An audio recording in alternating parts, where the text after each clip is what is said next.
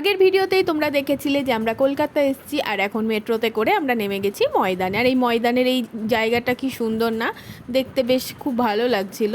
আর তারপর এই যে এই রাস্তাটা ধরে 10 মিনিট মতো হাঁটলেই হচ্ছে ভিক্টোরিয়া মেমোরিয়াল। হ্যাঁ, আমরা আজকে যাচ্ছি ভিক্টোরিয়াতে। তো এই রাস্তাটা দিয়ে কিছুক্ষণ হাঁটার পর এই যে আমরা একটু পাপড়ি চাটও নিয়ে নিয়েছিলাম, কেননা পাপড়ি চাট তো আমাদের অলওয়েজ প্রিয়। আর এই রাস্তাটা দেখো কি সুন্দর না, এটা হচ্ছে ঠিক ভিক্টোরিয়ার পাশের রাস্তা, মানে এটা দিয়ে আর কিছুক্ষণ হাঁটলেই আমরা পৌঁছে যাব। আর এই যে সবুজ গাছপালার নিচে জায়গাটা দিয়ে হাঁটতে খুব ভালো লাগছিল।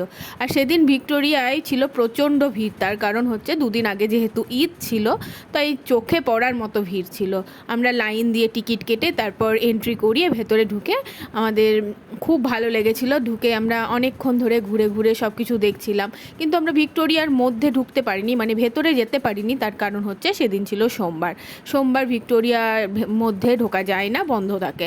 সব সময় বন্ধ থাকে না, বাট কিছু কিছু সময়ে বন্ধ থাকে, তাই আমরা সেদিন ঢুকতে পারিনি। তাও আমরা বাইরেটাই খুব ভালো করে ঘুরেছিলাম। আর অনেক সেলফি টেলফি তুলে তারপর পাশে একটা ছিল সুন্দর মাঠ, আর সেই মাঠেই আমরা কিছুক্ষণ বসেছিলাম। তো দেখা হচ্ছে তোমাদের সাথে নেক্সট ভিডিওতে, ততক্ষণের জন্য টাটা।